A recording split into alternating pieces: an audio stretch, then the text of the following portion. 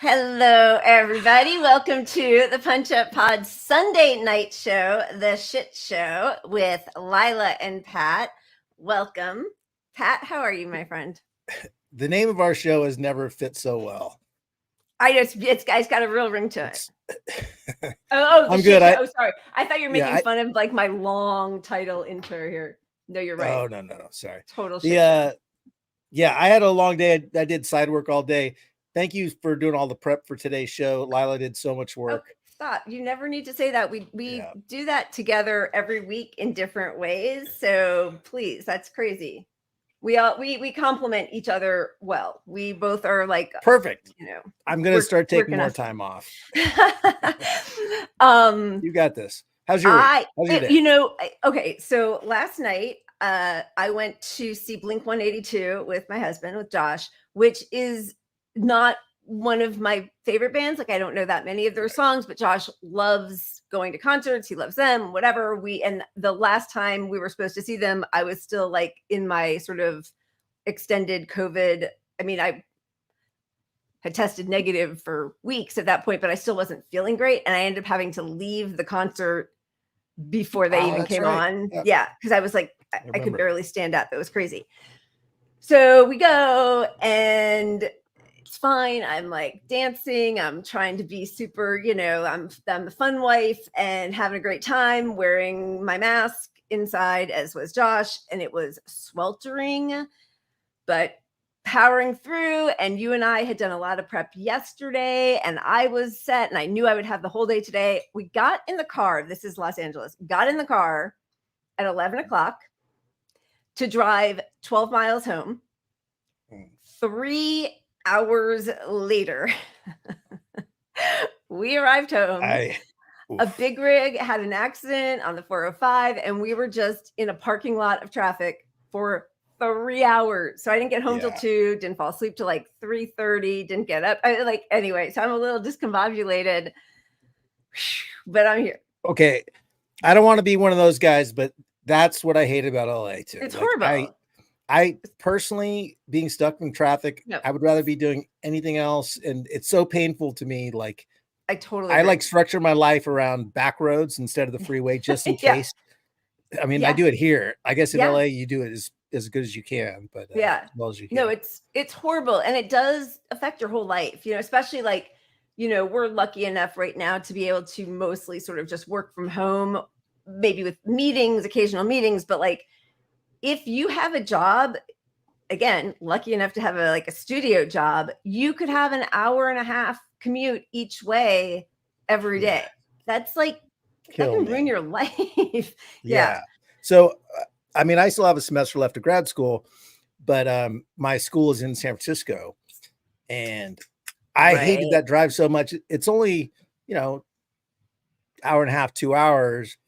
But I would take the train, which takes longer. It's more of a hassle in a lot of ways, but like it's your sanity on a train is so much better because you can do other things. You can be on your computer and, the fact that the US is so behind on all this is just like, this is not the Western decline is happening in front of our eyes, like big time. Yeah.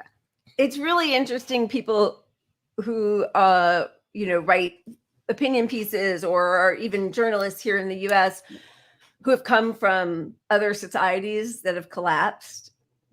And they've been talking about this now for about, 5 or 6 years. Like during Trump was when they really sort of started honing in, but like, it's like being in boiling water, a frog in boiling water. Like you don't think it's happening. And then all of a sudden it's like, and then it happens so much faster than anybody could imagine, Well, and literally with climate change, I mean, we all actually feel it. It's like, we're not doing anything about this. This is fine. I mean, the meme is true. This is fine.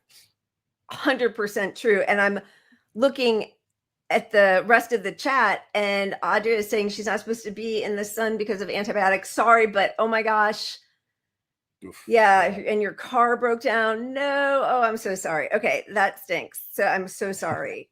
That's brutal. But yeah, all that stuff. And if you are in an area that's not used to high temperatures, nothing is set up for it. So like the way in LA, when it rains, everybody has leaks, there's flooding, even though it can be just like drizzling, right? There are huge areas of streets where you can barely drive through because they don't have the gutter system because it was never supposed to rain here. Same with like if it's really hot in England and people are making fun, they're like, oh, it's 78 or 80 degrees, but they don't have, their homes aren't set up for, they don't have air conditioning. Right. We don't have like the same kind of cross ventilation. It wasn't necessary because it's a cold and, you know, Right. it's like.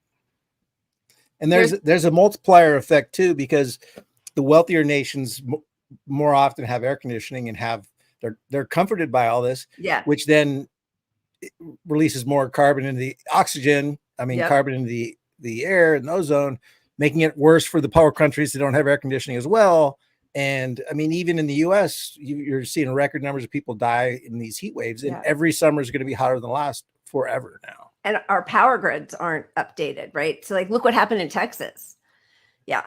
They aren't upgraded, and they're also not prepared for all these electric vehicles, which are a net positive for fighting climate change. As much as there are negatives to electric vehicles, they do still dramatically lower the CO2 levels, but the grids are not set up for it. I'm telling you, they just aren't.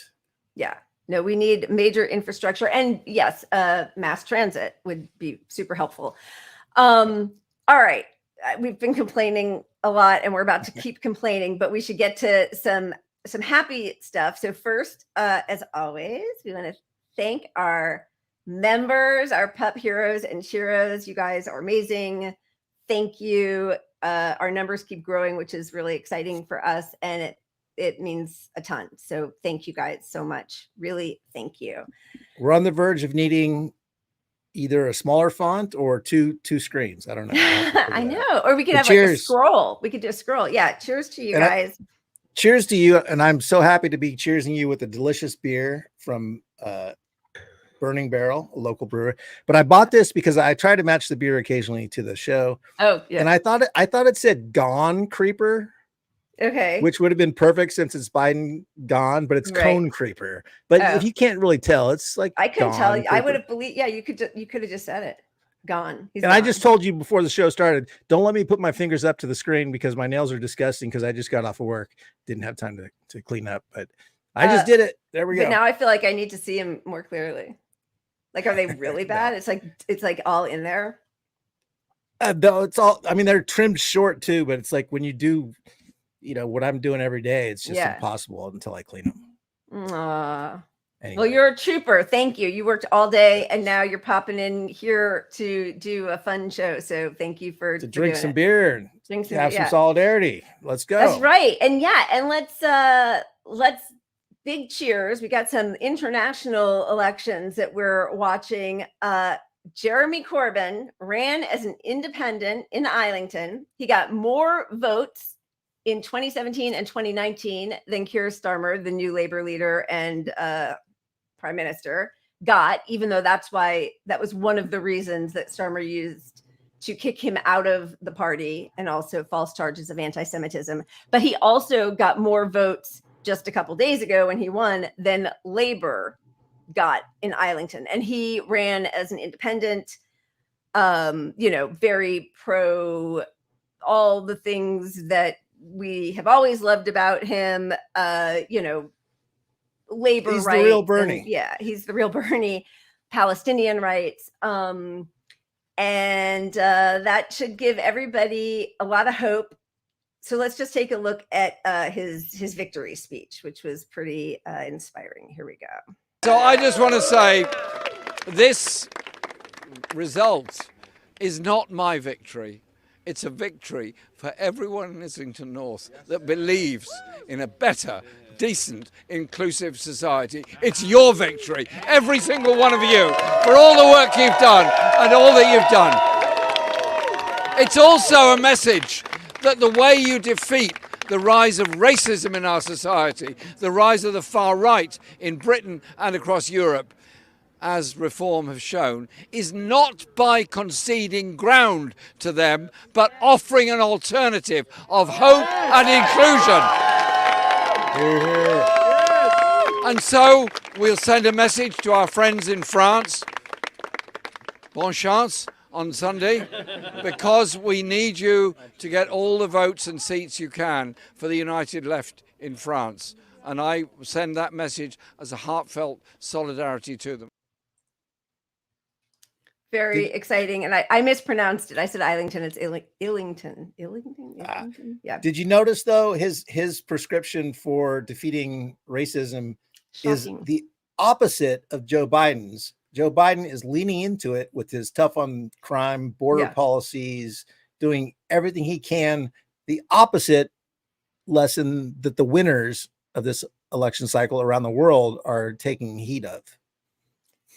I mean, they're going to, and, by the way, that's what Starmer, Starmer is our Democratic Party. It's the same, just like the shit libbiest of shit libs, right? So they will never take that lesson. They hate him. They're going to lie and say, he's racist, he's anti-Semitic, and they'll just keep doing their own thing. But it is pretty exciting to see him win, because we really thought I thought he was going to win, right before I thought Bernie was going to win. It was going to be like a 1-2 punch 5 years ago.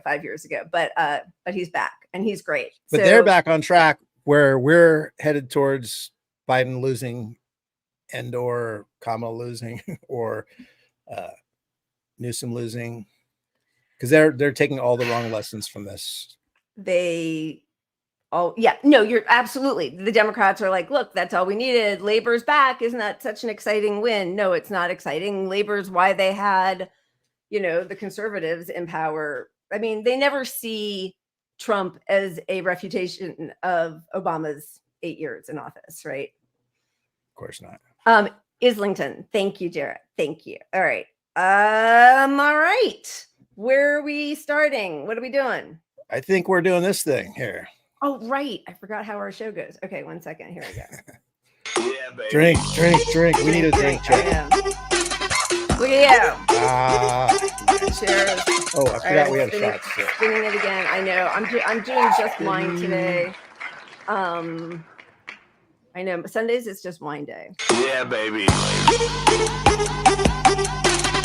Wait a minute. We're not doing shots today. What am I doing? This is unprofessional on my part. I can't even see you because I have to have another window open.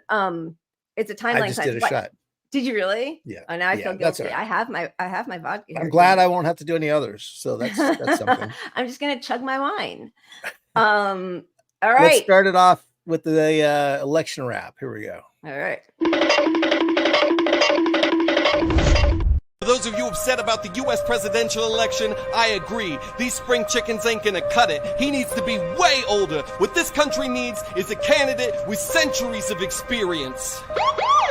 We need a 600-year-old medieval wizard with the staff and the beard and the robe casting blizzard. A 600-year-old medieval wizard. He can save the USA from these young go-getters. Yes, a 600-year-old medieval wizard. Yeah, I'm voting for the 600-year-old wizard.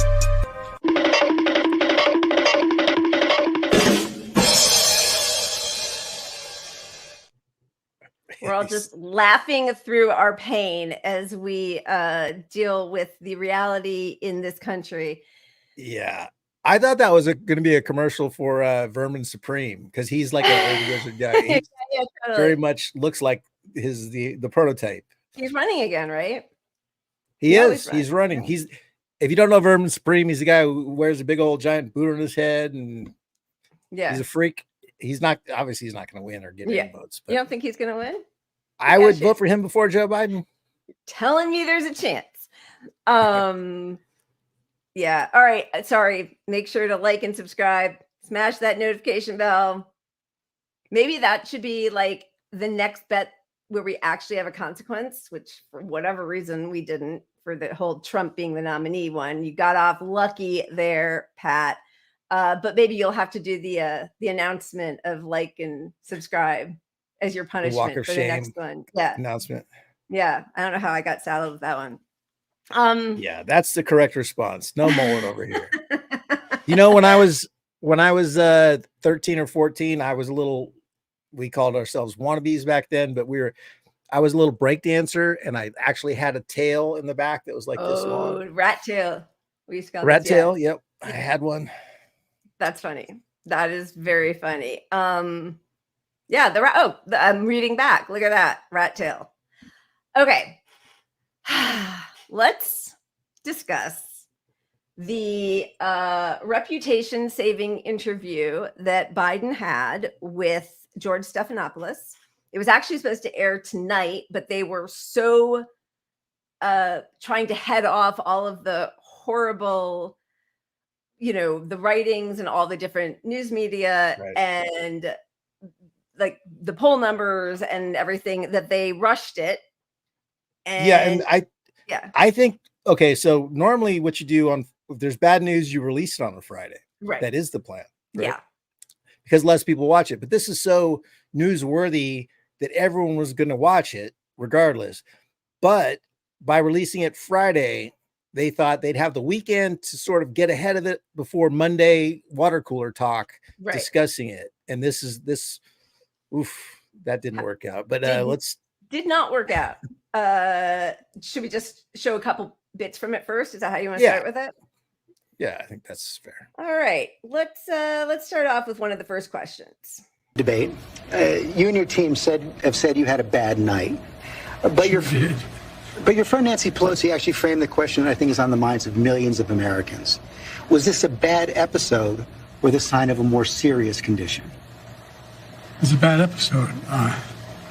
No indication of any serious condition. I was exhausted. I didn't listen to my instincts in terms of preparing, and I had a bad night. You say you were exhausted, and I know you've said that before as well, but you came, and you did have a tough month, but you came home from Europe about 11 or 12 days before the debate, spent 6 days in Camp David. Why wasn't that enough rest time, enough recovery time? Because I was sick. I was feeling terrible. Matter of fact, the docs with me, I asked if they did a COVID test because they're trying to figure out what's wrong. They did a test to see whether or not I had some infection, a virus. I didn't. They just said I really bad. Okay. I mean, even just in that clip, there's like 10 different issues. One of the kind of the Blue Anon conspiracy theories about the debate was that the lighting was different on Biden than it was on Trump, and the camera angles were different, which of course wasn't the case. The lighting was the same, and Trump just knew how to find the camera. Biden got caught a lot of times like with his head to the side and mouth agape. For the paleness, they've now oranged him up. We've got, I mean, truly, It's just like he's becoming Trump. Orange man bad. Yeah. I'm sorry, but like anybody that watched this interview, no matter how cogent his actual answers were, I mean, they were bad, and we'll break down them specifically, but like the optics of him coming out and being the same guy he was on the debate stage, like, and his excuses for things like, I was tired, man. I was tired. Like, I mean, that's kind of why at your age, not many people have the endurance to do it. And the whole world knows you don't have the endurance to campaign as you need to do against Trump, and you're already way behind. So you need to change that by getting in front of people a lot and often. And this little controlled interview that wasn't live did not, a 22-minute interview is not going to quash concerns about your age when you look just as bad as you did in the debate and you're talking about how tired you are. Yeah. And, I'm sorry, but, you have a cold. If that's your excuse and you were feeling that crummy, a cold is very different from COVID, but it is just sort of funny that he's going to go with an excuse that like, I have this awful cold, but I was right on stage next to somebody when Trump was COVID positive. Again, colds and COVID, very different, but like, it feels like every time the other side hands them a gift, Democrats meet it with almost the exact, it's like, you take your boxes of the confidential papers and you hide them in your garage, and just every single part of it. The wheezing was crazy, and I don't know if that is just COVID. I mean, I feel like a lot of people I listen to on podcasts now who are much younger have that same like they're having a very hard time Right. catching their breath kind of deal. But I think realistically, and they won't ever go there about this, but COVID has exacerbated his sundowning. You know, I mean, it's what it's come down to. yeah. He's had COVID twice at least, right? Yeah, I mean, I even think maybe 3 times, but yeah. And then so now the QAnon thing is, well, some people were saying for the debate also there was a whole thing of like, you know, the Mueller she wrote kind of DNC paid sock puppet kind of accounts, right? That maybe he was poisoned. Maybe that's why. Maybe they fed him something strange. Was there something different in his water? Now they're going with the room tone and how his voice sounds so strange and you can hear all the noise behind him. But that's because he doesn't have the strength to project even one-on-one in a room with a microphone. So they had to bump everything up. So yeah, you can hear the room tone. Normally they try to take it out. Don't we have some graphics on some of that stuff? I think. Yeah, we have a couple of those. The room tone. Yeah, we got this guy. I don't even know. Like they're blaming the sound quality for this interview that was supposed to save Biden. Yeah. They're like, well, no, look, ABC destroyed the sound quality in his interview to make him sound bad. Yeah. And then we got Rick Wilson, the Lincoln Project guy. Why does the room tone sound so bad on this interview? Then we got Mueller. She wrote, hey, let me know if you need a new sound engineer. I know a few. I mean, are you kidding me? And then she defines what room tone is. But we all know what it is. They had to do that because nobody could hear him talk. And, you know, we're going to get into it, but there's lots of write-ups, Washington Post, New York Times, which, by the way, I mean, this whole idea that the media is just discovering or that insiders are just discovering that he is, you know, senile, dementia-addled, sundowning person. But like when he was in Europe, there was a whole posse of foreign leaders who complained about it. They had to like, you know, lean in or ask him to repeat himself. Or, I mean, you know, this is ongoing. No, and what you have now is you've got insiders, I mean, Democratic people leaking it to the public that they're upset about his inner circle hiding his condition from the world. Like, you know, they feel lied to because they were told Biden's super sharp. And it's like, come on, dude, 3 years of this. I mean, he had questions in 2020 about his mental acuity. Like, yeah, we have the whole press did the whole press publicly, you know, when he wasn't going to be the nominee, they had carte blanche permission to go after him because he was clearly not going to be the nominee. And they all reported on how people in the party who have told you now that you should believe him after this debate, even they were telling us he's probably not fit. Yeah, in 2019. Absolutely. Julian Castro did it on stage. Cory Booker did it right after one of the debates. Andrew Mitchell said something about him losing his step and he's just not who he was before, to Chris Matthews, who giggled because he also knew. I mean, again, this guy, until he won South Carolina, he had not won a single primary ever in his 2 and then this beginning 3rd presidential run. This is not anybody that the voters wanted. It's just, you know, they've all conspired to lie. They've all come together to do this. And now they're going to pretend that it was just his insiders who knew what was happening and nobody else could have had any idea about it. Yeah, but I do think the beauty of this right now on the left is, I mean, we know this is happening. We're watching it go down. He's going down. Like all these talks about him surviving this. It's not like 2020 where they could all get together and get behind him to get him across the finish line when he was going to clearly lose to Bernie. There's too much at stake for Democrats themselves. I mean, winning doesn't matter. Right. But running a guy this clearly inept when the public so clearly doesn't want it is really bad for their brand for a long time. Yeah. It will be. Yeah. So they're going to pull him. He's going to be out. And we get the witnesses. Yeah. We don't have a good candidate to get in there, but you know, we're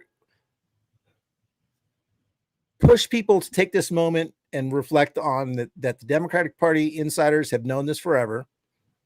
He's just a sock puppet. They can't have a progressive. And that's why, you know, this has all happened. So push people to vote for for Jill Stein or whoever you support on the left. I mean, make a protest vote out of this thing, because we're not going to get a progressive anyway. We're going to get Newsom or Kamala or something. Right. Yeah. And even that, it's so like they canceled the primaries, basically. Several states didn't even have anybody else on the ballot. And now they're going to do the same thing. They're going to, in a back room, decide, who do the party insiders and donors want. They're just going to do it way more blatantly than they normally do it by actually saying, we're all talking about it. We're discussing it. We'll let you know who we're coordinating. I mean, it's actually insane. The party that is running on saving democracy canceled primaries and is now just going to pick who they want to be the person. And what they've done is they've completely destroyed the Democratic bench. Like, there is no real bench, right? Like, when you allow primaries, even if none of these people is going to win, you give the voters familiarity with them, so then they can grow their own brand and become known. When they really ruined themselves in 2016, when they prevented anybody else from running except for, Bernie put his hat in, and then what is it, Marco Malley? I can't remember who it was who ran. There were 3 people, right? Nothing. So then they do the opposite in 2020. But then all those people just fell in line. And now, again, they sort of got nobody. But on the other hand, they've known this is coming for a while, and they have tried to elevate Newsom, which is why he's the only one that they've put any effort into getting a national stage, despite not being a national candidate. So as a governor, Newsom ran ads mocking DeSantis in Florida, mocking Florida. He also traveled to Europe for, what was it that he went to Europe for? I don't even remember anymore. Some summit, some summit in Europe. And it's like, you're a governor of a state in California. What are you at a national summit of, of political party leaders and whatnot? So, they've tried with Newsom. I mean, we'll get into some of that, I guess, but I don't know if it's going to be Newsom. I still think it is, but it's a muddled mess. Yeah, it's a muddled mess. And the other, the 2 other things is that, when you don't have a primary, there's no buy-in from the voters. There's no voters like getting to know different candidates and feel really good about them. And okay, I can see, and also like tweaking some stuff to see how it might go in the general, but also, go ahead. Well, yeah, no, but I mean, look, the whole political 101, there's a lot of things, but one of them that was always conventional wisdom is that you want all your weakness pointed out in a primary. You want the world to see what your problems are, so that you have time to overcome them. And then by elevating yourself and getting past that issue in the primary, that issue is both put to bed, and it's not the first time it's brought up when your opponent brings it up. Right. Yeah. So what you have is whoever comes in here and replaces Biden is going to be unchallenged on all these issues. So Trump is going to get these wins that are just easy handoffs. They're like, look, here's the thing that he hasn't had to talk about. Here's another thing he hasn't had to talk about.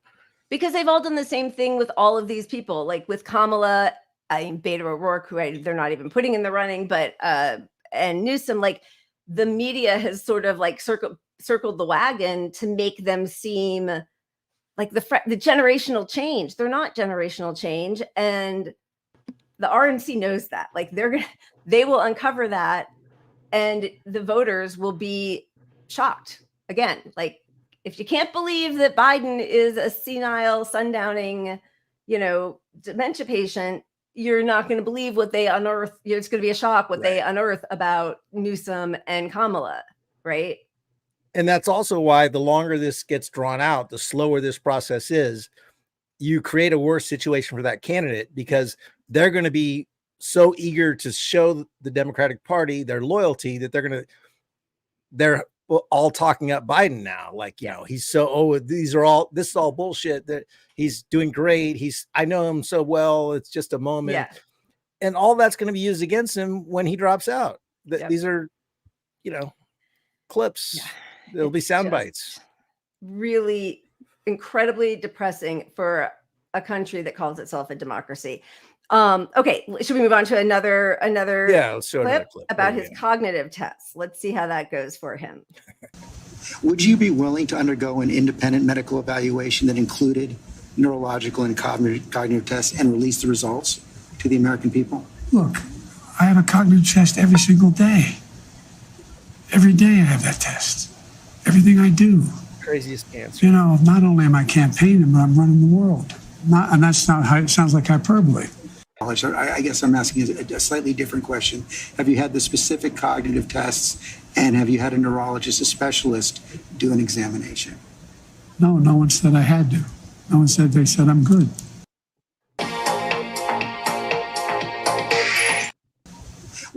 Oops, No sorry, one said I had to. No, let's just go back to 2020 because people knew this in 2020. This is an interview he did in 2020 with, we'll see, asking, will you do a cognitive test? Here we go, 2020. Please clarify specifically, have you taken a cognitive test? No, I haven't taken a test. Why the hell would I take a test? Come on, man. That's like saying you, before you got in this program, if you take a test where you're taking cocaine or not, what do you think, huh? Are you a junkie? What do you say to President Trump?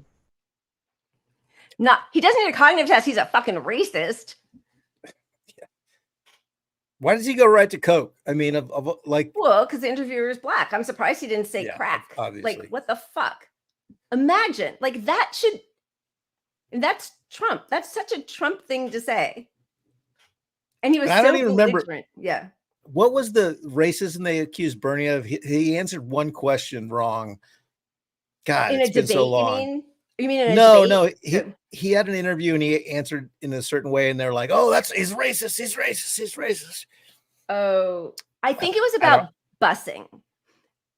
I think it was about busing, and what he was saying was, instead of, nobody wants to be bussed outside of their community, we need to invest in every different community so that people don't feel like that, you know. And they took it to be like, oh, just like Biden, he's a segregationist who doesn't want busing. That was not what he was saying. He was just saying we shouldn't make kids have to travel, you know, an hour each way to go to a good school. Every neighborhood should have good schools in every community. I mean, this no but no, they mangled that on purpose. It was so gross. So do you want to talk about some of the behind the scenes stuff that people are talking about to try to blame? Yeah, or I mean, do you think we should show all the clips? Yeah. Oh, okay. Yeah. All right, I don't know. What do you think? Yeah. That's great. Let's do that. So basically, could we not do what you want to do, Lila? Let's do what you want to do. You win. Perfect. I'm joking. Yeah.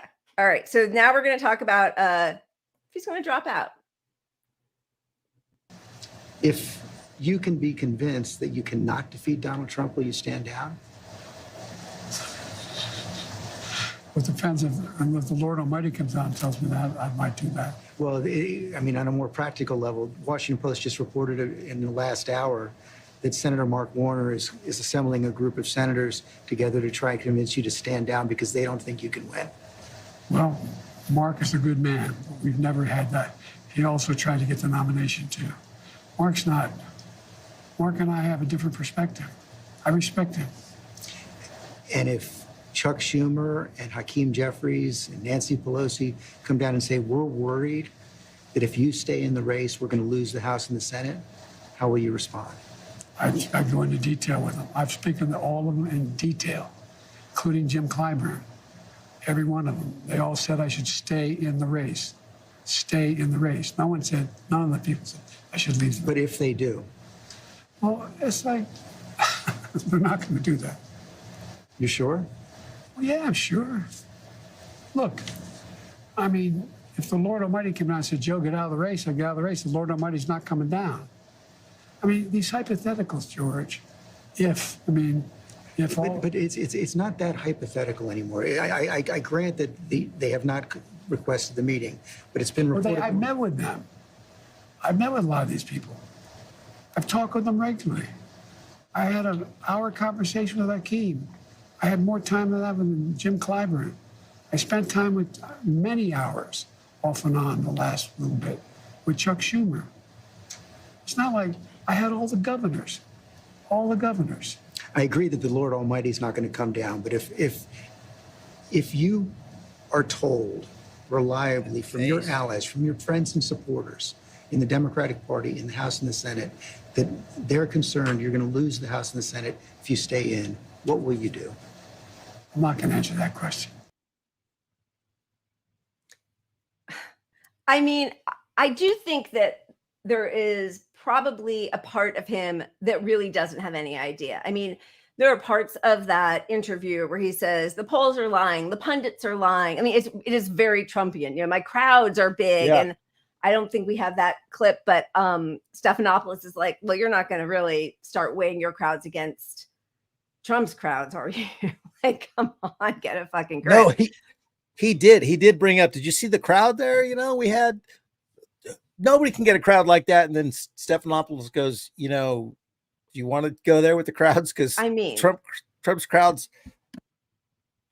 are clearly bigger. I mean, it's not even like it's that, like, another subtle example of the delusion that was on display in this interview, if you're looking for real answers. And in fact, some of that stuff, especially dismissing the polling, was really used by a lot of Democrats to criticize Biden after this interview. A lot of them said, look, the most disturbing thing to me is that he thinks it's a coin toss. Yeah. And he needs to change the narrative, change the trajectory. Instead of saying coming out everybody's wrong. and being that delusional about it is a very bad sign. It's horrible. And it does just show, you know, he's had people around him saying yes for 50 years, you know, telling him how great he is and that he's right and the polls are wrong and protecting him. He is delusional. He has, I think he really is delusional, and he really does think he's the only person who could beat Trump. Like, I think he probably really believes that, which is incredible. But also, I don't ever want somebody talking about the Lord who's a government representative, like, ever. It has nothing to do with anything. And it just feels like there are all these different people in your party who've been talking about it. He denies all that. And I mean, I know he was sort of being hyperbolic, but like, I don't know. He also admitted to all that indirectly by saying he's met with all these people recently. Like, you know, those talks with all those people were about him dropping out, and they were checks on his stability, and they didn't say drop out, but they were like discussions about it. So, you know, but I still think that he probably doesn't really know what they're saying. I think they probably hold their punches with him because they don't know if he stays in power, it's only going to hurt their chances to have access to him or for 2028 run. I mean, I think that's why, like, you know, it's only the people who know that they aren't part of the inner circle on any level who feel a freedom to speak out. Yeah. Well, yeah, I mean, that's just how the Democratic Party works, and the Republican Party too. But, you know, if you want to move up in the party, you have to play party ball. And if the party narrative is like, still, let's pretend that debate didn't happen, you got to pretend that debate didn't happen for a while. But there's a tipping point, and we passed that tipping point. The tipping point was probably the debate, but this makeup interview that was supposed to save him was the final tipping point. Yeah. And so you got people on TV now saying this is their next move. Well, we'll get into some of that, but the ones that are critical of him but haven't said you got to drop out, Joe. The way they phrase that is go on TV for a long form live interview, because they know that's the point that he will be done. Like, if he does that, he's done. I honestly even think that having him debate so early, the earliest ever against Trump, was strategic, to start ripping off the Band-Aid. I really do. Yeah. Okay. This is the last little bit of the interview that we're going to show. It's just a minute, but I don't know what's the most appalling, but this one did kind of floor me. Here we go. And if you stay in and Trump is elected and everything you're warning about comes to pass, how will you feel in January? I feel as long as I gave it my all and I did the goodest job as I know I can do. That's what this is about. Look, George, think of it this way. You've heard me say this before. I think the United States and the world is at an inflection point where the things that happen in the next several years are going to determine what the next 6-7 decades look like. And who's going to be able to hold NATO together like me? Who's going to be able to be in a position where I'm able to keep the Pacific Basin in a position where we're at least checkmating China now? Who's going to do that? Who has that reach? Who knows all these? We're going to have, I guess, a good way to judge me is you're going to have now the NATO conference here in the United States next week. Come listen. See what they say. I did my best. I did my goodest job. Who's going to save abortion rights? Oh, the guy that lost them. Abortion rights. Yeah. Who's not doing anything about it. Like, I mean, I don't know. I'm going to just do my best. Like, that's the other thing. And I know we talked about this last week, but Democrats have spent 8 years saying that Trump is literally Hitler, worse than Hitler. We have literal orange Hitler in the White House. He's Putin's puppet. He's a traitor. He didn't actually win. He stole an election. It is an existential threat to our democracy, to the US, if he comes back into power. And now the new tactic is Biden and his camp are going to make fun of the bedwetters and people who are nervous. Right. Like, they spent 8 years terrifying normie Dems that Trump was worse than any other president we've ever had. And now it's like, what's your problem, bedwetter? And that particular point was the other one that a lot of Democratic people vocalized on TV that they found distressing in the interview, is that, right, you trying your best here is not what we need. Yeah. Like Hitler's the other guy. Right. If that's the case, you can't just try your best. We need to put Yeah. in the best person to do this job. Yeah. Yeah. And the bedwetter stuff. We have some of Yeah. that, right? Yeah. Show smooths. Yeah, I mean, boy, it's just such a fiasco. Okay, so this is the strategy. The Biden survival strategy based on Mike Allen and Jim Vanderhey's weekend conversation with top officials and advisors. Dismiss bedwetting, squeeze polls for juice. Wait till we show you those.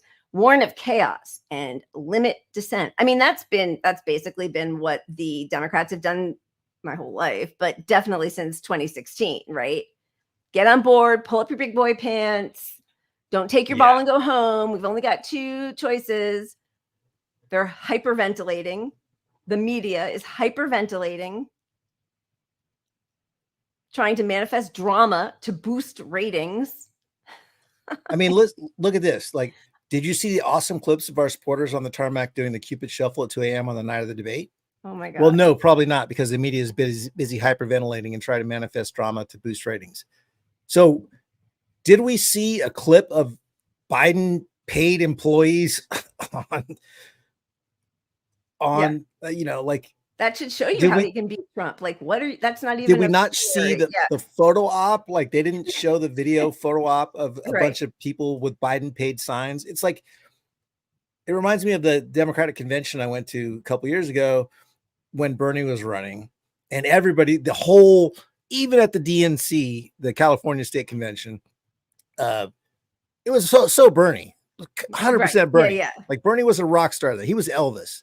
He would be, you knew Bernie was coming to whatever room you were in or area, because you hear noise and drums and all that stuff. And then you had like 10 or 15 paid Kamala employees following Kamala around with signs trying to make some noise. But there was no love for Kamala. Yeah. And all this love for Bernie. And so anyway, the way this ties into this to me is like, okay, you didn't show the photo op of the people we had all super stoked on Biden because you're such a 2 a.m. disingenuous press. Yeah. Like, no, the press, even the press that sucks Biden's whatever. Yeah. They know at this point, this is a sinking ship, and we're not going to show that shit. We're not going to keep this.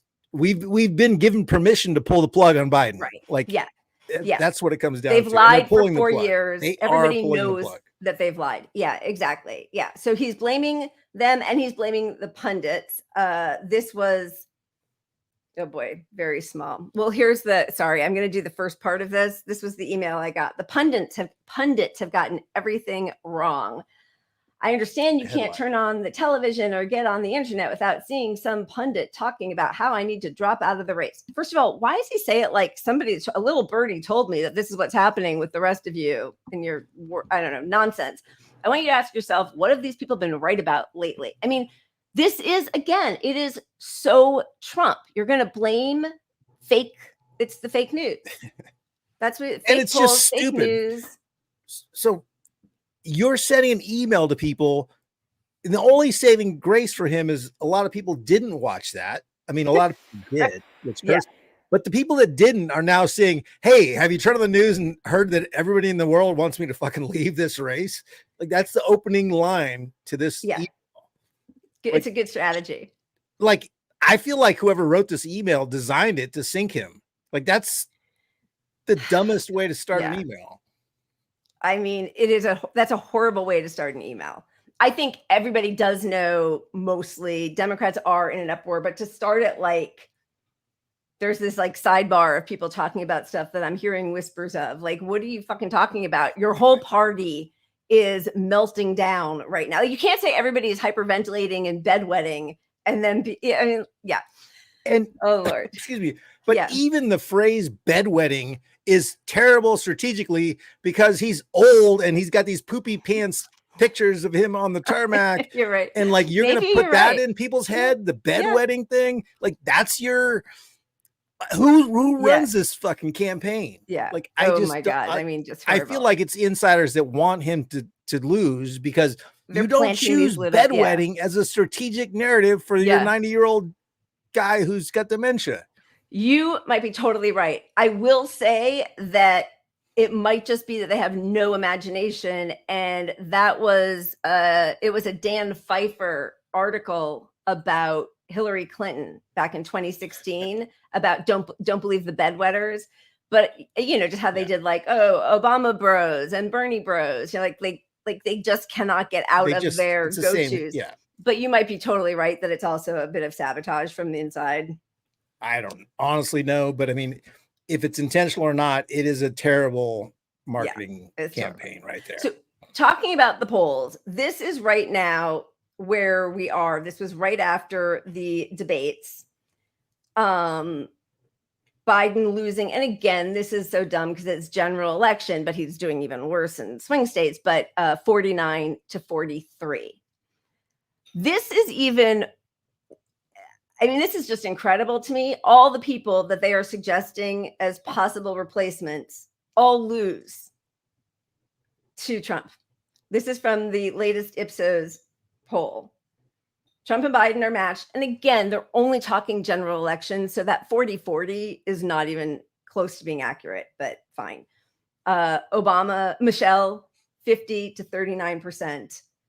Whitmer, who's, you know, again, Jordan Sheridan and Status Quo have been doing amazing reporting on Michigan and the response to the Flint water crisis, thinking that when you get a Democratic governor, she might actually hold the people who poisoned a whole generation to account. And she's done nothing except cover for them. So, you know, those kinds of things will be coming out if she ends up getting in the race. Newsom, but they're going to use her low poll numbers to be a reason we can't run progressives, obviously, even though she's not actually the progressive thing.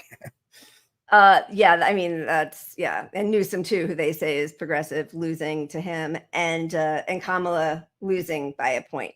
I mean, obviously, if they were out for longer and had more name recognition and all those sorts of things, I think they would all stand a much better chance than Biden. But now they've kind of created their bed. Yeah, they've created their bed, but I will admit that those polls are not indicative of where the race would be once you announce that candidate, and put the spin on it, put the PR on it. Yeah. So at that point, who's best poised to win out of those? You know, but there's not going to be a primary of any sort. So it's going to be, if you are handed one of these candidates, who is most acceptable to the public and who can survive, you know, Trump's rhetoric and debate and their own stuff. So I don't know that, like, all that's kind of a coin toss, but like, none of that tells you that the Democrat can't still win.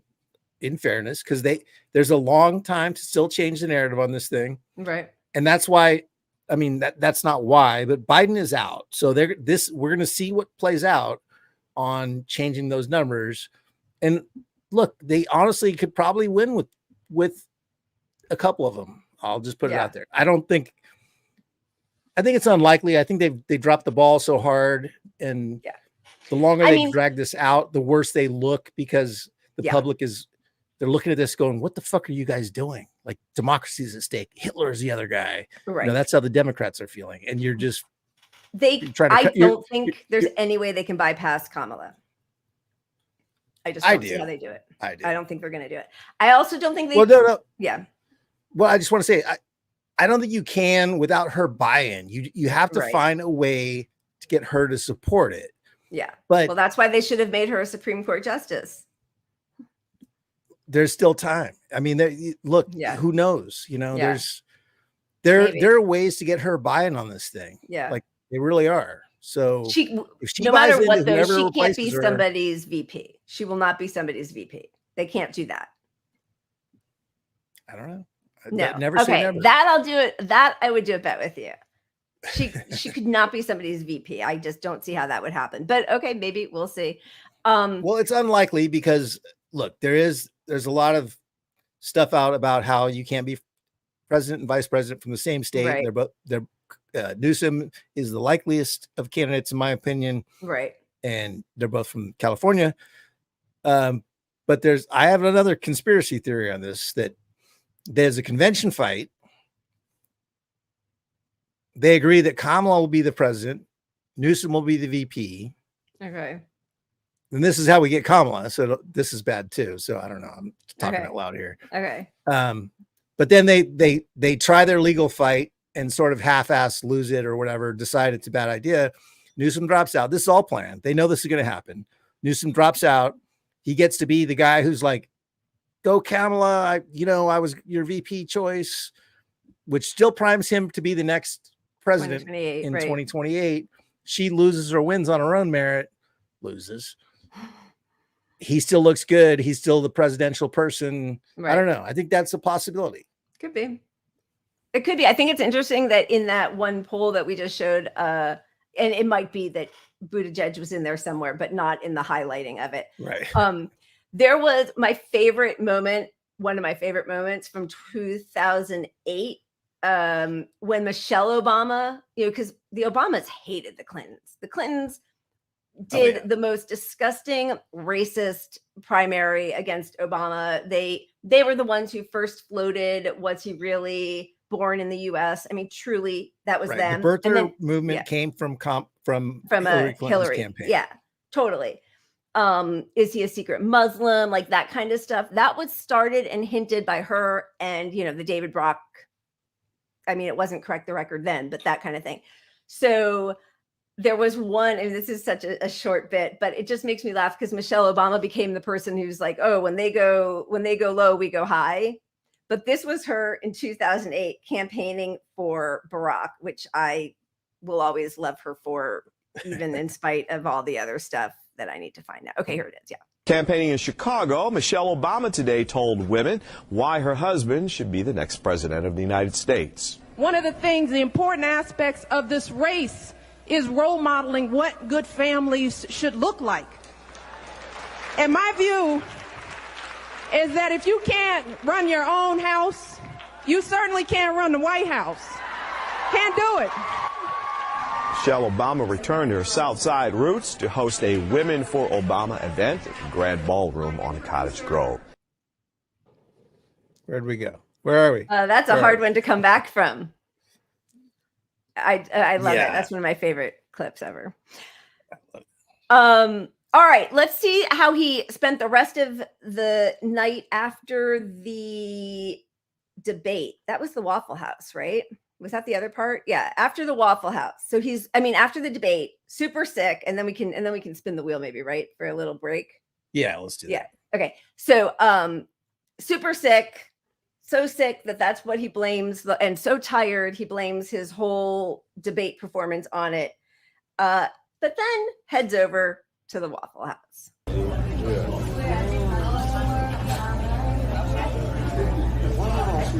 Yeah, she does look good.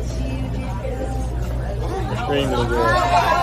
Hello. There we go. How you doing, sir? No, you spend too much time in the gym.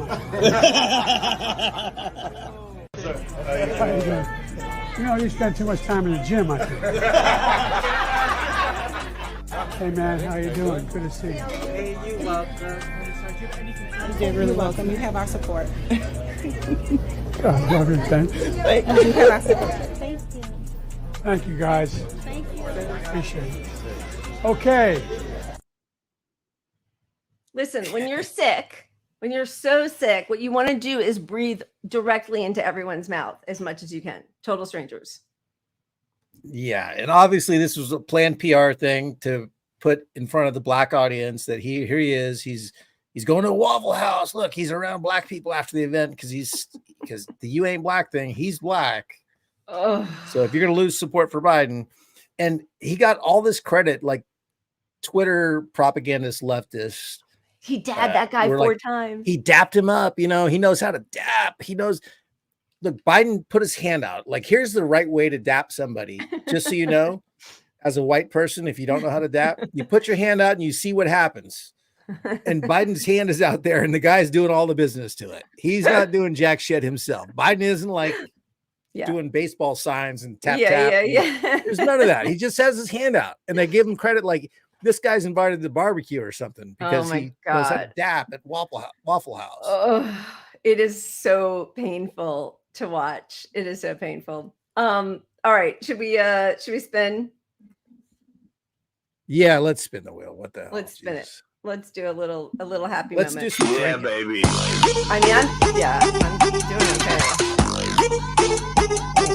okay. Dealer's choice, Pat. What's it gonna Dealer's choice. Oh my God. Do we have funny stuff? We have a lot of here's. be? You can do a here. Man. You can do here. Yeah. All right. This is a long one though. Do we do Graber? Graber's good though. Let's do Graber. Yeah, he's great. Couple minutes.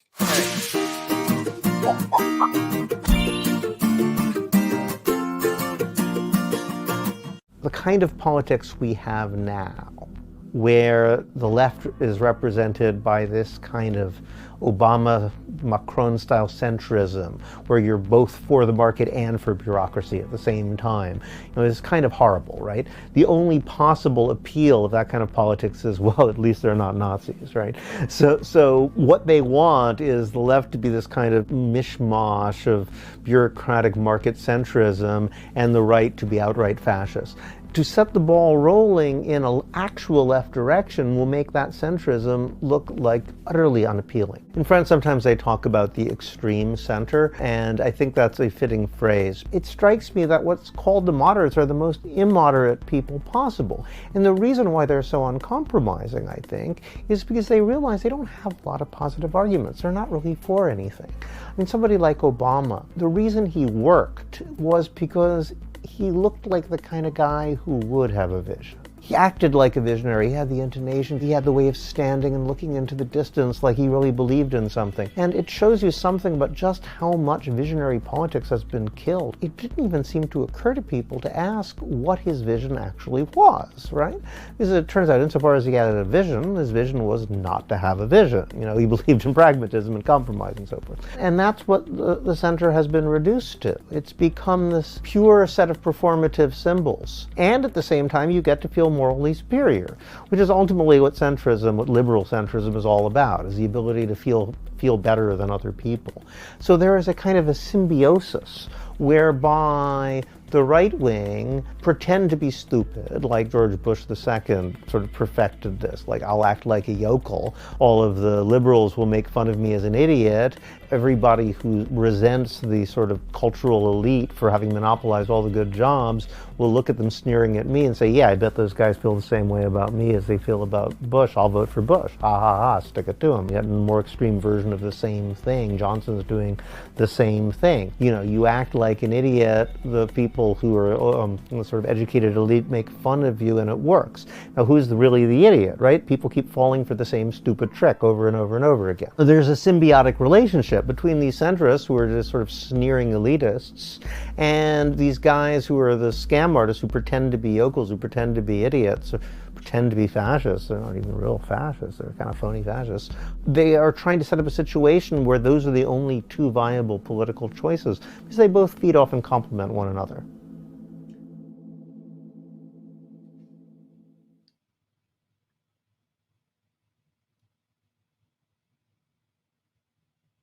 The last election in the UK showed anything, it's that the existing media is not our friend. We need to create media that will actually allow other voices to come out and to talk about what's really going on. Double Down News on Patreon is one of the ways that we are trying to create alternative media. This is something you can do to help.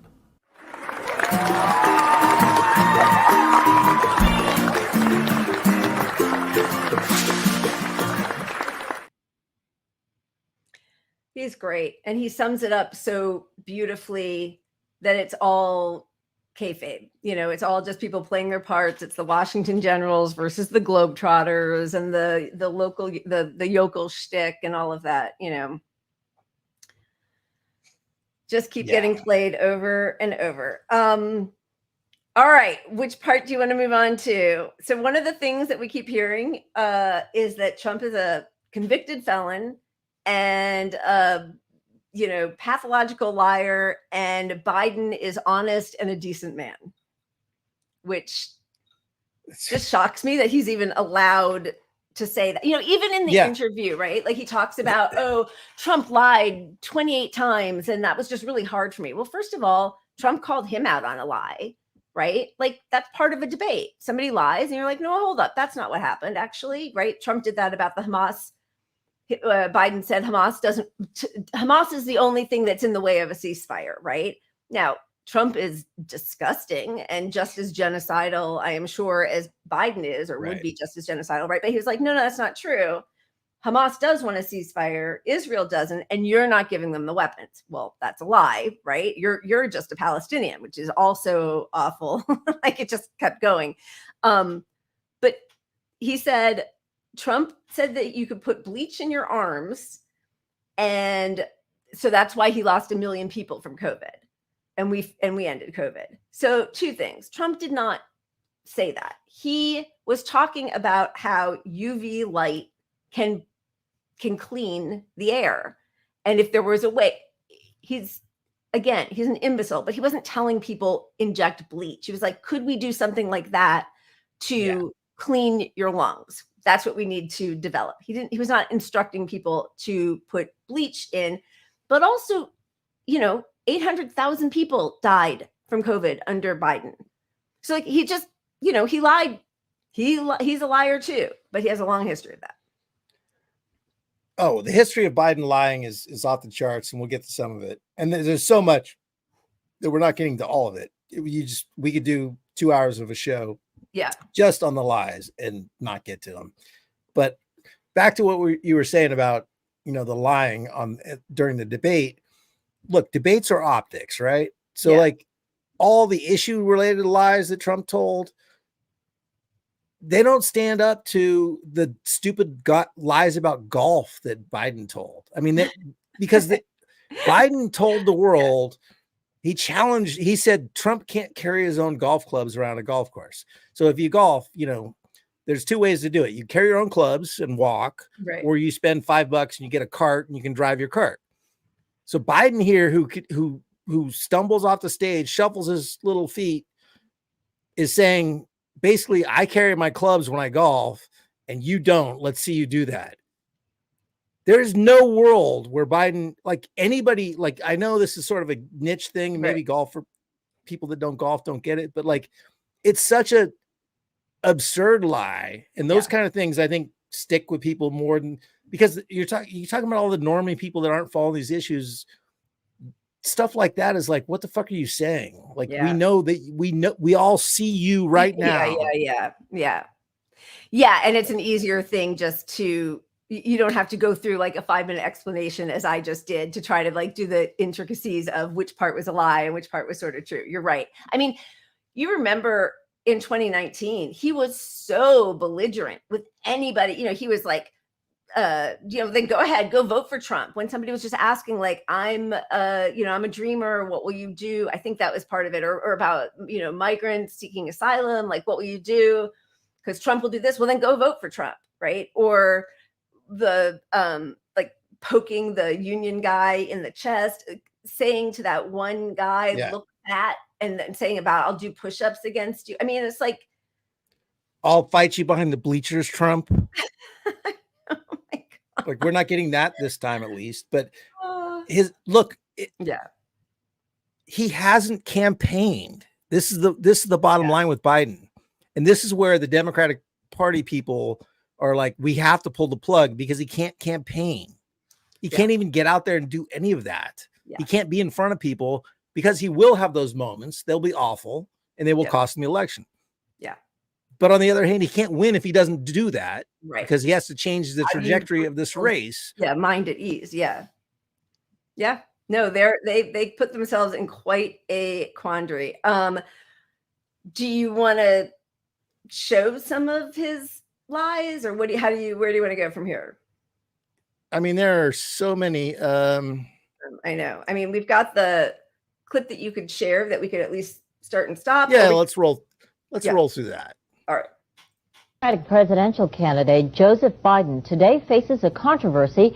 3 weeks ago at a debate at the Iowa State Fair, he used phrases identical to those delivered by British Labour Party leader Neil Kinnock. Biden seemed to be claiming Kinnock's vision and life as his own.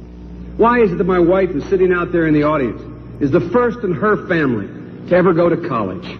Why is Gladys the first woman in her family in 1,000 generations to be able to get to university? My ancestors who worked in the coal mines in northeast Pennsylvania don't come up after 12 hours and play football. 8 hours underground and then come up and play football. It's because they didn't have a platform upon which to stand. There was no platform upon which they could stand. The notion that every thought or notion or idea you'd have to go back and find and attribute to someone, I think is, quite frankly, ludicrous. The problem here is that Senator Biden told his audience he'd just been thinking about these things, and he failed to give any credit at all to his famous British speechwriter. You know, I was thinking on the way over here.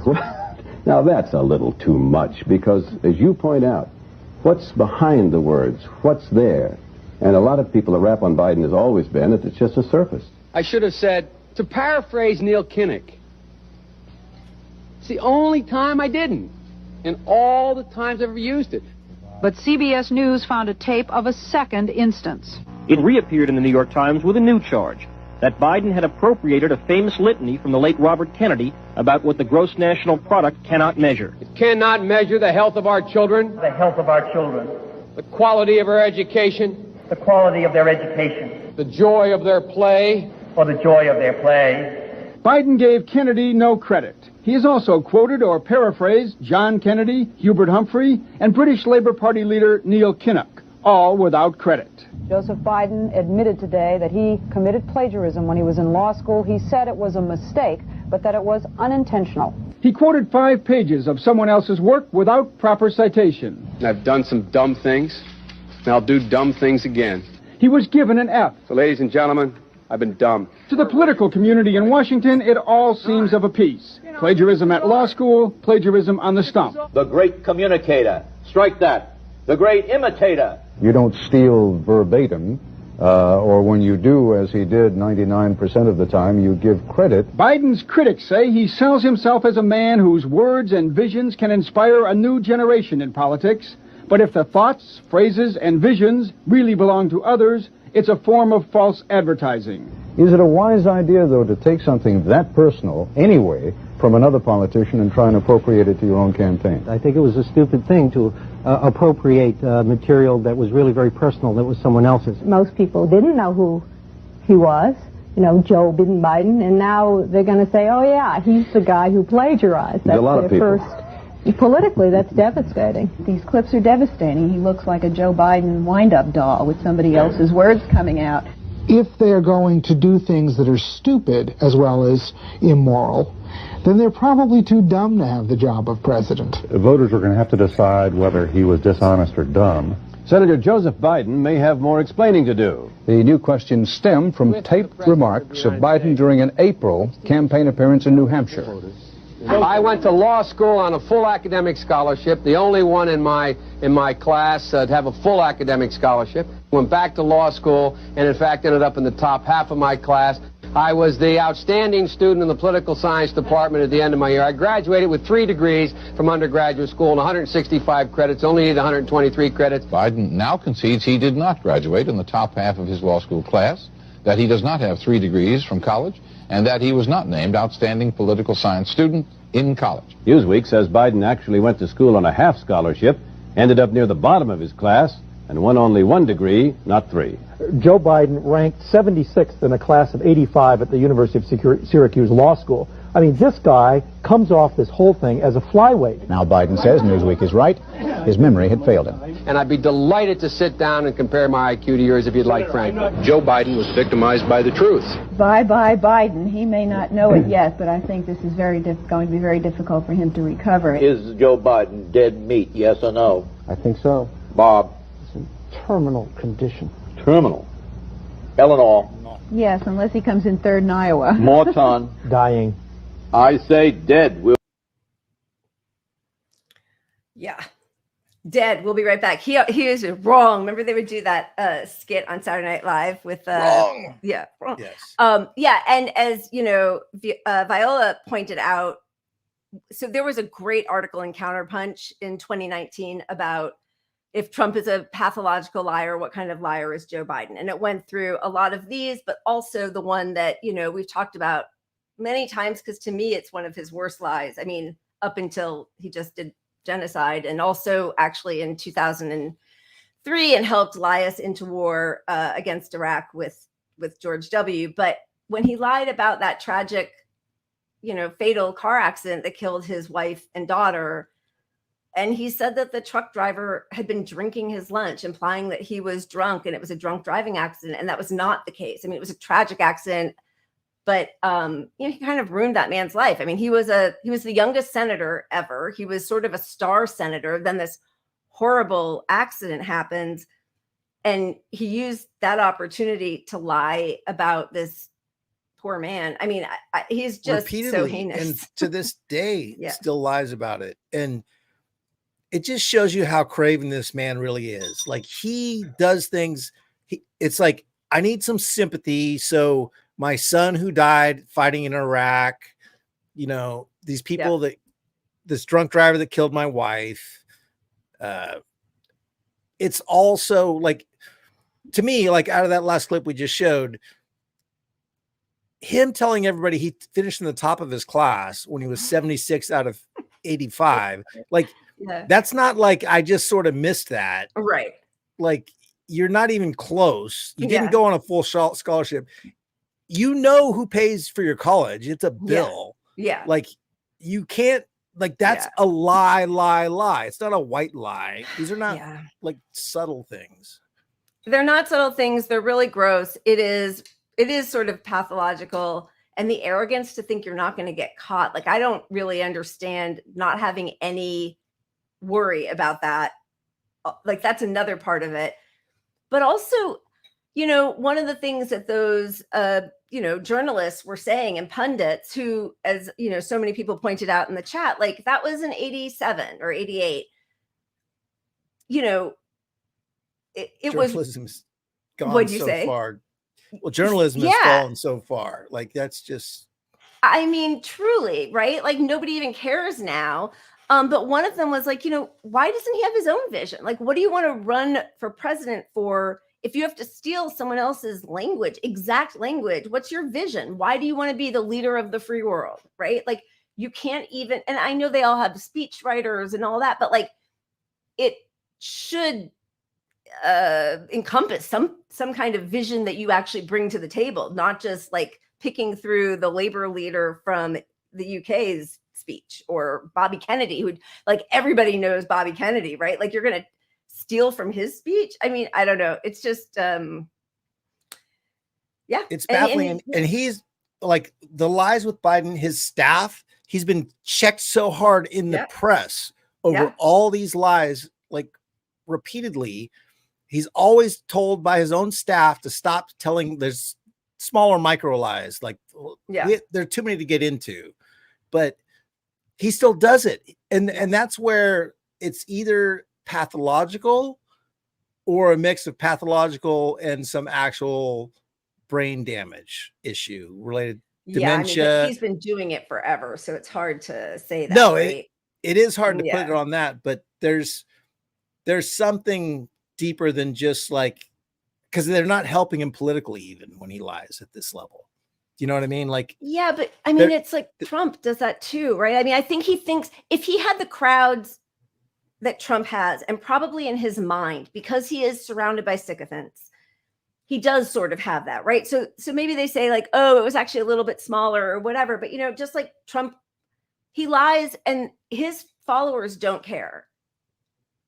No, I get that, but I also like, I think when we look at young Biden, he just looks so young compared to now. Yeah. But you're looking at a 50-year-old guy still. So he could have had a low grade form of dementia for honestly 40 years. Yeah. Like that's real. You could be totally right. I mean, listen, I have no idea. And I don't, now I feel like we can make some kind of medical determination just watching him because it's so clear. But I mean, whether it was that or some form of narcissism, grand arrogance, just, I do. And I know we've talked about this before also, but it's what I see with my friends who are, much more successful actors and actresses is they are on set all day long, 18-hour days with 150 people around them saying yes to everything they say they want, and it makes you crazy. Yeah, that's his whole career. I feel like we should show some more of his lies. Yeah, right? We got a lot. You launch it off. All right. So we got this is Well, this is from The Intercept just recently. When I marched in the civil rights movement, I did not march with a 12-point program. I marched with tens of thousands of others to change attitudes. And we changed attitudes.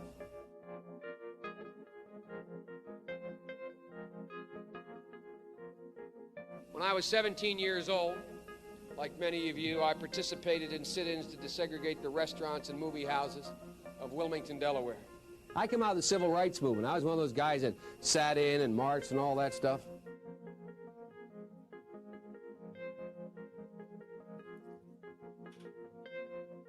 During the 60s, I was, in fact, very concerned about the civil rights movement. I was not an activist. I worked at an all-black swimming pool in the east side of Wilmington, Delaware. I was involved in what they were thinking, what they were feeling. I was involved, but I was not out marching. I was not down in Selma. I was not anywhere else. Did nothing. I was a suburbanite kid who got a dose of exposure to what was happening to black Americans when I'm in my own city.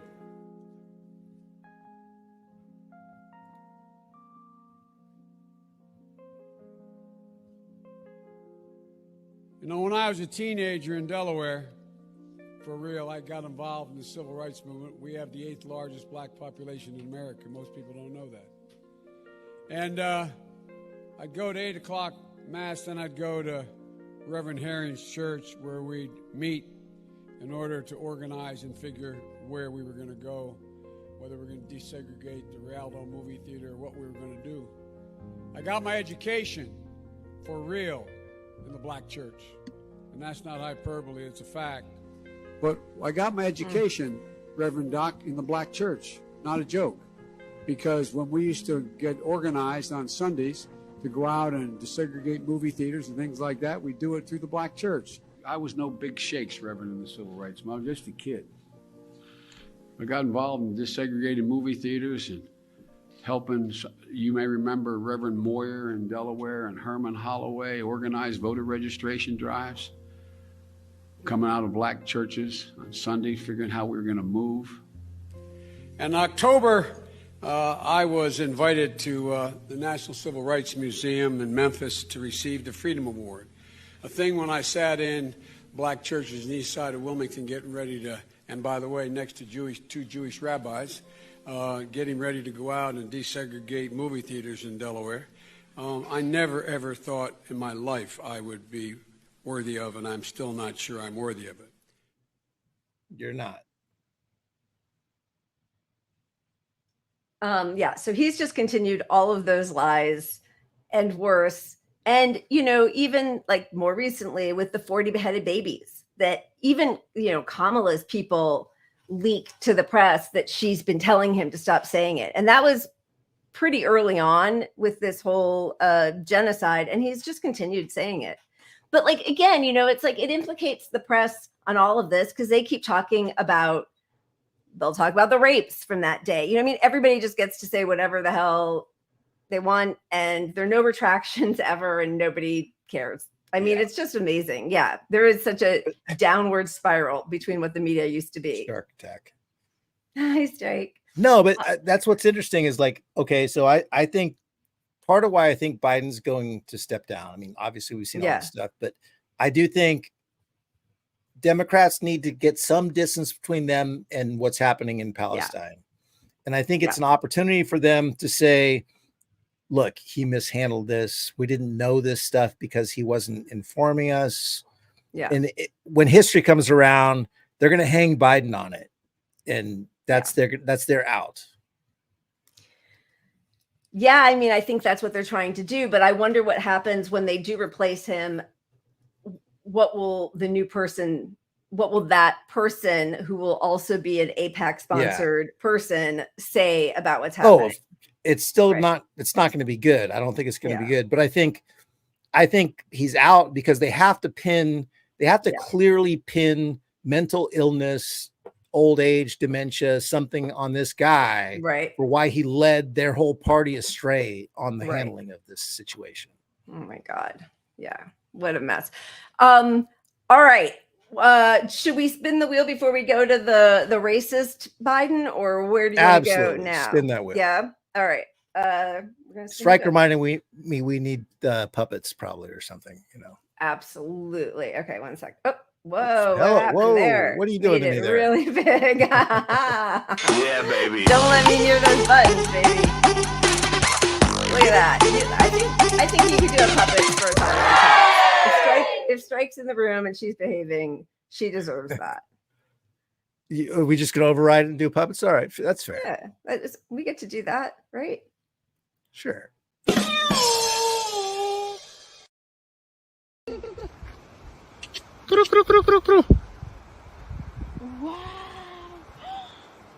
Вот это кадр нахрен. Боже, подписота. Тут для вас такое снял, что это просто трэш. Я такого не видел еще. Бля, ну это просто кадры века. Это войдет во все мои нарезки. All bliss.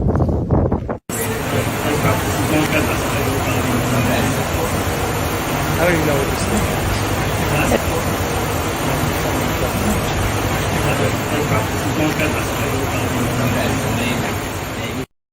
Marmot. What was that? It's like a rodent to me. A mole. Yeah.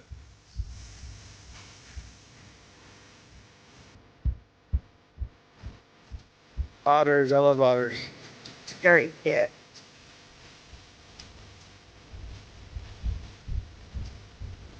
That's man. That is a cutie.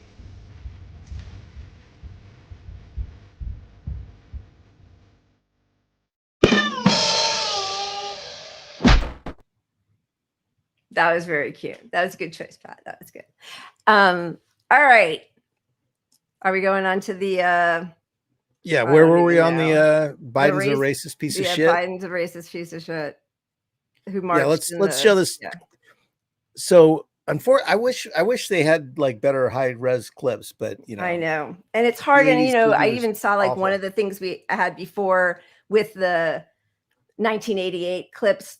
The long one, it was, I think it was Dinesh D'Souza, who's an awful right winger, but that's what happens is like all of these clips get memory holed by Democrats and liberal media. So then you only can find them with the like worst people in the world. But anyway, yeah. So here's a little bit of his racism. And again, we could do a 4-hour show on Biden's racism. A day, yes. Legislators in defeating the Nunes plan in the basement said, quote, "We already have a nigger mayor. We don't need any more nigger big shots." And the court cited Every major crime bill, every minor crime bill, has had the name of the Democratic senator from the state of Delaware, Joe Biden, on that bill. We do everything but hang people for jaywalking in this bill. I mean, you got the first sort of mainstream African American who is articulate and bright and clean and a nice looking guy. I mean, that's a storybook, man. You cannot go to a 7-Eleven or a Dunkin' Donuts unless you have a slight Indian accent. I'm not joking. I spent last summer going through the black sections of my town, holding rallies in parks, trying to get black men to understand it's not unmanly to wear a condom, getting women to understand they can say no, getting people in the position where testing matters. I got tested for AIDS. I know Barack got tested for AIDS. There's no shame in being tested for AIDS. Romney wants to he said in the first 100 days, he's going to let the big banks once again write their own rules. Unchain Wall Street. They're going to put you all back in chains. Who most foreign policy experts around the world say is the wisest man in the Orient. Large, very identifiable Somali community. I might add, if you ever come to the train station with me, you'll notice that I have great relationships with them because there's an awful lot who are driving cabs. We have this notion that somehow if you're poor, you cannot do it. Poor kids are just as bright and just as talented as white kids. What responsibility do you think that Americans need to take to repair the legacy of slavery in our country? We bring social workers into homes of parents to help them deal with how to raise their children. It's not that they don't want to help, they don't know quite what to do. I recognize that kid wearing a hoodie may very well be the next poet laureate and not a gangbanger. You got more questions, but I tell you, if you have a problem figuring out whether you're for me or Trump, then you ain't black. By the way, I mean, this is the Democratic Party. This is the leader of the Democratic Party. And the crazy thing is, part of the reason some people are saying that Obama has been pushing to keep him in is because Biden is sort of Obama's legacy, right? It's legacy. Yeah. Obama chose him for specifically that reason, right? Like he is going to appeal to racist white people. Yeah. We're more racist. And here's an establishment, a safe establishment, kind of racisty guy. And then to hear him like campaigning for Obama saying Romney's going to let the banks write the rules. His entire career, Biden's entire career is based on being a servant to the banks. Yeah. Because he's 100%. In Delaware, which has the pro banker rules. Everybody incorporates their businesses in Delaware because it's entirely bank friendly. Right. Joe Biden was known as the senator from MBNA. That was his nickname. His nickname was guy owned by the credit card companies. Is what that says. That was his nickname. Yeah. Yeah. So that's like when they say decency is back and save the soul of a nation, like, is there another person in all of elected,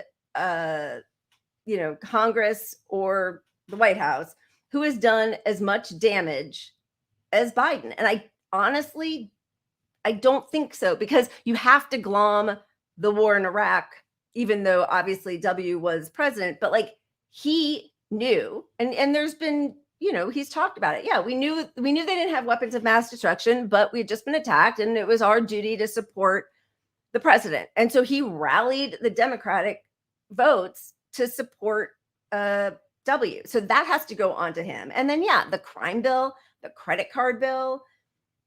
And he's now behind every policy he's pretending to be against now. Like he literally is the guy behind it. Yeah. And now we're told, barring an act of God, he's the only one that's going to do this. And as long as he tries, he can sleep at night. We're all going to get what he deserves. It's Hillary all over again. it is interesting to see the people who are now rushing to defend him, and then the treatment that the people are saying he should step aside, what they're getting, right? So like Rob Reiner just said it's time for him to step down. And he was trending today, and people are like, just followed and unsubscribed. I mean, kind of like our, what's his name? Independent outsider guy. What was he going to report us for? Yeah, what was he reporting us for? I don't even know. Unsubscribed. Yeah, he was really subscribed. Yeah. Come on. And reported. Okay. Anyway, vote blue no matter who, blue MAGA, whatever, furious with Rob Reiner now. They are unsubscribing, not following him anymore, whatever. Yeah. Here's this quote. Yeah. Time to stop fucking around. If the convicted felon wins, we lose our democracy. Joe Biden has effectively served U.S. with honor, decency, and dignity. Whatever. Time for him to step down. Bye. Then here's that's like a benign thing. Like it's not even so benign. I mean, it's like it's the rational relative who's just looking at your grandpa and saying, "Stop driving your car," or something. And again, supporting what Democrats say they want, which is to beat Trump.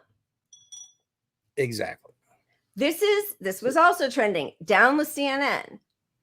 So this was yesterday. I've got their back. They're mad because CNN, again, like the media, the corporate media has been so shamed into having to tell the truth, which they covered for 4 years about Biden's dementia, that now they are, and again, as we've talked about, been given permission, right, by the big donors and the elites. Now we can do this. But the normie voters have not caught up yet to what's actually happening. Here's another one. Look at that. Down with CNN, Jake Crapper, Dana Trash, and there's a swastika behind them. This is because it was floated that Mark Warner has been kind of just like pushing things out there. Who could replace him? Have a talk with Biden. Yeah. How dare he? Are you sure you want to go down this road? And Don Winslow is a pretty big like lib account, right? You definitely know what I'm talking about. Think about it very carefully. I mean, that's the kind of thing that Trump used to say, like to Cory Booker, like basically implying I'm going to out you, right? Like, I know his personal life. He better not go there. Oh, wait, you were silent for a second. What did you just say? Well, no, I have some dirt on you. Yeah. You go there. You want this? You want this? Oh, you want to tell some stories about what I'm talking about sexual pervert I am or something, you know, like I got some shit on you. Like, yeah, this is Democrats who aren't supposed to be Trumpian. I mean, it's crazy. This was just like a whole, I mean, Julia Ioffe, Aaron Rupar, John Pavlovitz. Yeah. But this was the idea that they're trying to pin this bad debate performance on Bernie supporters. Like they brought, I mean, we could put that back up, but they brought it all the way back to 2016 stuff. Like, look. We're both doing it at the same time. That is actually, as I did it, I realized that was because of those 4 Supreme Court decisions that were handed down, one of which was, and again, this is so hilarious, one of which was presidential immunity. You're right. It wasn't the debate performance. So, but 2 things. One is presidential immunity means that now Biden has presidential immunity. Go do all the things you pretend that you want to do. Get us, I mean, he doesn't say he wants Medicare for all, but get us all health insurance, Green New Deal, up the living wage to an actual living wage. How about expand the court? Do something. Nothing. He's not going to do any of that, but they're going to blame something from 8 years ago when their guy's been in power, who had both houses of Congress for the first 2 years and did nothing. But they're going to blame, Jill Stein voters from 8 years ago. Of course they are. Of course. It's amazing. It is pretty amazing. So the other thing is recently there have just been, all of the major newspapers newspapers are now pretending they're just discovering all of the. We had no idea. Yeah. We had no idea. It's all his inner circle. So they're going to blame Biden's inner circle for shielding him from the staff and other insiders who meet with him all the time. I mean, listen, I'm not an insider. I don't meet with him all the time. We've all seen clips from the last 5 years. We know who he, like, I don't understand how they can all even pretend this, but they are doing it.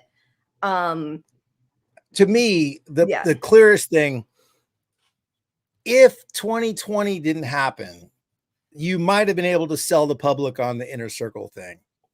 But in 2020, the same press saying they're learning about it now, they actually reported on it in 2020. Yeah. Before they knew we were stuck with Biden, and they all shut the hell up. So like, for them to just pretend that they're just now like, oh, it's the inner circle hid this from us. First off, you're the press. You should not be relying on the inner circle revealing things about the president. You are the press. And in 2020, you knew how to do that for about 3 months. And then Bernie was going to win. And you're like, oh shit, we don't know how to report on this anymore. Yeah. I mean, I don't even know. I mean, listen, CNN gets so few viewers anyway, and MSNBC. So they're really only just talking to a segment of, an older segment of the population of rich white liberals. I mean, that's really all it is. So I guess those people probably are old enough that they've forgotten what happened 5 years ago too. I mean, I don't know, but so they can pretend like we're all just discovering this together. He needs more sleep. He needs more naps. Like, yeah. It's the people that just want to feel good about themselves. Like they're trying to do the right thing. So they watch CNN, MSNBC, and they're trying to be informed, but most importantly, and we should stop the show here. Okay, good. Tell me. Exactly, Pat. No. Correct. Well said. I mean, I'm going to spike the ball. I need the Jon Stewart, like balloons to drop down. Yeah. We need that. That will be our next. Let's go. The next time we get some big donations, we'll get you a set of balloons that you can drop for yourself. We need that. We donate to my GoFundMe for balloon drops. This is new. He's going to do a 30-hour work week now. Yeah. And that was, by the way, a year ago. So that was a year ago. And now, post his terrible debate performance about his age, the narrative they put out is, well, don't worry, because he's going to stop working at 8. He's going to stop working anything after 8. So don't worry. His age isn't a problem because at 8 o'clock, he's done working. The president of the fucking United States of America, the most powerful person in the whole goddamn world, you're diverting attention from his age by saying he's going to stop working at 8. Like, this is where I really think the insiders are like, fuck Joe Biden. Hey, put it out that he's not working after 8 anymore. That's a good strategy. Well, and that, like, don't worry, he's going to have a nap. He's going to have a nap. Yeah. That's another thing. They're saying he's going to have a nap. Even for the debate prep, that week leading up to that, he had to stop down. They didn't start until 11, and then I stopped down for him to take a nap every day. This just came out. But a good PR team doesn't put that out. This is the Democratic Party saying we are done with Joe fucking Biden. They're putting him out on an ice floe and kissing him goodbye. This from Axios today. For his event, President Biden's staffers prepare a short document with large print and photos that include his precise path to a podium. I mean, that, like, we are, but again, like we saw, they were rolling the short stairs up for his trips for on Air Force One, because he kept falling up and down the stairs. He wears sneakers instead of regular shoes. He can't stay awake. He's had to bow out of dinners with foreign heads of state. Look, if all these things were just about frailty, nobody would care. Like, I wouldn't care. I would say, you know what, that's a bullshit way to defend him.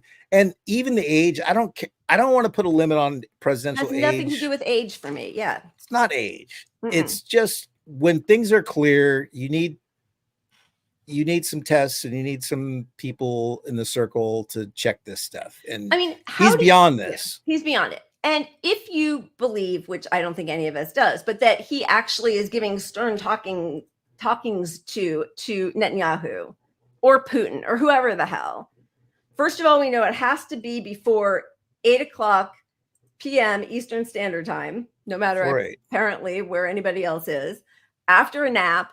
But like, imagine negotiating with him or using, the carrot and the stick with any other foreign leaders or anybody. Like, he's a joke. So you have to know that no other dignitary in the whole world respects him. That's a problem. And you can't separate all this from Palestine, where the world feels, even our allies feel pulled into this mess by his incompetence and the U.S. foreign policy decisions, which is not him, but you've got this guy who pulled the world in, who the world is seeing the rule of law no longer has any, the world doesn't think the U.S. follows they think we set the rules for them. Like, what's good for them is not good for us. And they're absolutely right. Yep. And then you've got this feckless guy, Biden, at the helm, who got us into this mess, who can't stand up to anybody, who's writing a blank check to Ukraine, who's getting 1 million Palestinians are starving right now. Yeah. I mean, again, and we'll see what happens, whoever they sub in, but, even before the debates, even before the genocide, Biden was wildly unpopular amongst Democrats. They did not want him to run again because of his lackluster policies. And, the one time that he kind of had a spike in popularity was at the beginning when he did the Inflation Reduction Act, when he was doing things that looked like, okay, you're actually working for people, sort of. I mean, for some of us, it was not enough, but it was enough for his poll numbers to go up. It at least looked like he's doing something. They aren't running on anything. They keep talking about, I got 2 words for you, Project 2025. Great. Where is Democrats' Project 2025? By the way, it's a Heritage Foundation project. It is not just Trump. It's the Heritage Foundation. So if Democrats' plan right now is we just have to win every single election ever against Republicans so we don't get Project 2025, that feels ridiculous when they don't have their own project. Like, what is their project? What are they running on? Stopping Trump. That's it. Like, they're running on stopping Trump by trying to appeal to Trump voters by being more his direction than progressives. So they're leaning towards the voters that are against him instead of, as you said, doing things in the public policy that people supported at the beginning of the pandemic. Even if it wasn't enough, it proved that if you want votes, you can just do a little on the left and you're going to get some votes. So they could buy votes galore. Yeah. And as you mentioned earlier, like with the expansion of executive power, which the Supreme Court just gave him, first thing out of his mouth is, I will never use it. Yeah. I dissent. Are you fucking kidding me? Yeah. I'm going to abide the rules of law. Meanwhile, but the voters see this and they're like, what the fuck? Please give us another option. And that's where Democrats, as much as they're poised to lose, they have a better chance with any other option, like literally any other option. But it'd be nice if they too had a plan, right? Like a plan. What are you going to do? Viola, thank you. Just because I'm always nervous that I'm going to get frozen and kicked off. I want to, we want to do that. Yeah. Hey, she just earmarked those specifically for the balloon drop. Oh, so I mean, nice. I'm putting that in my bank account and it's going to a balloon drop. Fair. Which I can rig for $10. I can make the balloon drop. Excuse me, by the way. Thank you. I don't even know what the point was. I'm just going to take it. Yeah, it's really, really bad. Okay, so where are we? We have, so much video of him doing awful things, but I kind of feel like, I don't know. We know that he just, like, where do you want to go from here? There's just so much grossness. I don't even know where we go from here. All right. I want to just show this just to point out, look, like I said before, even the Democrats trying to support Biden publicly are hanging him out to dry because they're saying, you got to do an interview live, at least an hour on TV. And all the press are saying 22 minutes, by the way. It was 22 minutes. Yeah. Recorded. And weirdly clipped. Like, I feel like there might be some jump weird cut things. Yeah. Yeah, there might be some weird shit in there, but we'll see. Yeah. But But so that his plan is to get out there now. And so he's doing radio, Well, like why would radio he- appearances. And here's he a can't put clip. the shoe polish on his face every day. You can't beat Trump by just going on fucking radio after everyone said you need your own allies just said you need to come out live in front of the public. Yeah. But we got radio. Something I listened to both of them, and there's something that's similar here. You each were you asked 4 questions, and maybe that's what you were allowed to ask by the campaign or the White House. But they were essentially the same questions, both interviews, about accomplishments, progress in your respective state, what's at stake in the election, what he has to say about his debate performance, and what he would say to voters who think their vote doesn't matter or might sit this election out. Were those questions given to you by the White House, or did you have, or the campaign, or did you have to submit questions ahead of this interview? The questions were sent to me for approval. I approved them. Okay, so the White House sent the questions to you ahead of the interview. Yes. Okay. I got several questions, 8 of them, and the 4 that were chosen were the ones that I approved. Okay. And the reason I ask is not a criticism of either view. It's just that if the White House is trying now to prove the vim, vigor, acuity of the president, I don't know how they do that by sending questions first before the interview so that the president knows what's coming. So 4 questions. So she had 8 she could choose from. Yeah. Like you could obviously script and have in front of the president with the biggest letter font on earth, like the answer. All right. Like here is the answer to these, all 8 questions, but they're it's not even 8. Like they're going to put in front of the President Biden giant big banners with the answer to the 4 they know were selected. And it was, if this interview goes on, the other guy also was given the questions. Yeah. So, yeah. But radio is the solution here too. Yeah. Not inspiring confidence on any level at all. Done. Yeah, done. Hope, thank you. Cheers, super sticker. Really appreciate it. All right. What do you think? Yeah. She meant, that's a balloon. She meant it's all you, Pat. It's all balloon funds. All you. Let's do it. All right. What do you think? Are we talking about moving on or wrapping it? Where you headed with this? I don't know. Like we have articles and stuff, but I kind of feel like, what do you think? I feel like we've covered a lot of this stuff. So well, people haven't seen. I think it's unfair to not let Biden and his campaign speak for themselves. So we got to let them do their thing. It's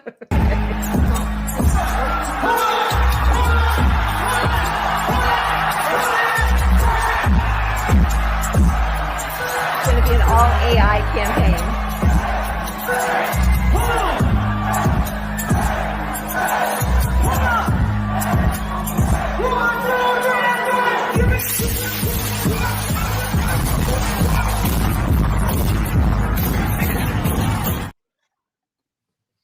The pain.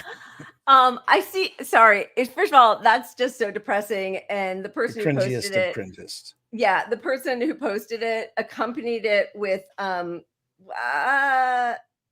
this. So the video is like, Biden isn't giving up. So you Democrats, fake Democrats, who said he should withdraw, you can fuck off and keep fucking off until you come to a gate with a sign saying you can fuck off past here, climb over the gate, dream the impossible dream, and keep fucking off forever. And Karen says this tweet is epic and 100% true. Why is it a Karen? God Why damn is it a Karen? But so you got this and radio ads with the black audience. Like what's left? Like here's my prediction. He's gonna do an interview on TV. He's gonna do a live interview.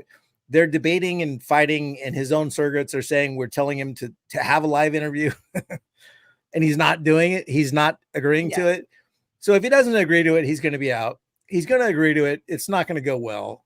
It's impossible to go well. Lila, did you freeze? God darn it. I didn't. I wanted to talk about Josh's stupid little. Wait a minute. Stay on thing in air. there. Yeah. Because I think this is important. Yeah. If someone donates, their comment goes up. Wait, Lila almost peed in I a know. popcorn bucket I last can't night. see it. I got to come back and explain myself. Wait a second. I'll be back. All right, I'll show puppets, and Lila will be back in a minute. All right. Enjoy bonus puppets.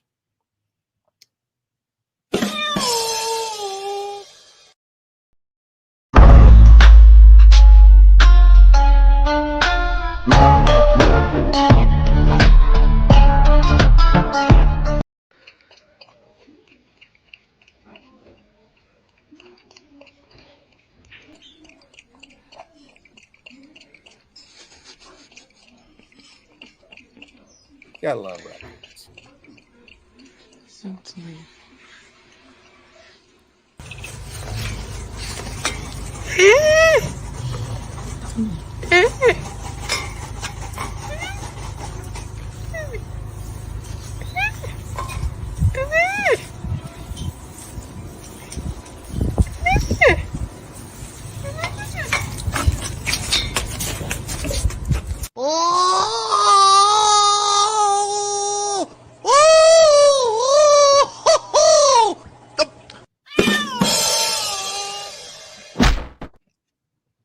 That was very cute.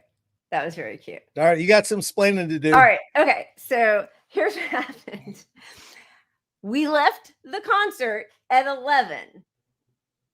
2.5 hours later, stuck on the freeway, I really had to pee.